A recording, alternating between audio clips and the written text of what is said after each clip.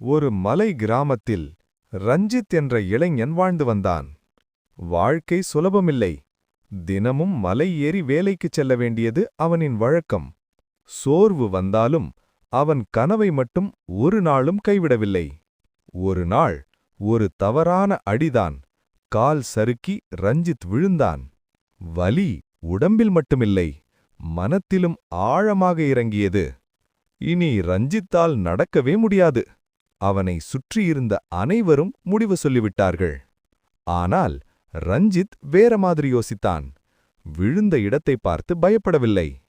அந்த இடத்தையே அவன் பயிற்சி மையமாக மாற்றினான். தினமும் வலியுடன் நடந்தான். வலியையே ஆசானாக எடுத்துக்கொண்டான். நாட்கள் கடந்தன. வலி குறைந்தது, நம்பிக்கை அதிகமானது. ஒரு நாள் அதே மலையில் ஒரு ஓட்டப் போட்டி. ஒவ்வொரு அடியும் ஒரு பழைய தோல்விக்கு கொடுத்த பதில். ரஞ்சித் வெற்றி பெற்றான்.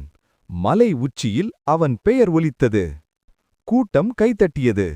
ஆனால் ரஞ்சித்தின் கண்களில் அமைதி. ரஞ்சித் சொன்னான், விழுந்த இடமே என் வலிமையின் தொடக்கம். விழுந்தவன் தோற்றவன் அல்ல, எழாதவன்தான் தோற்றவன்.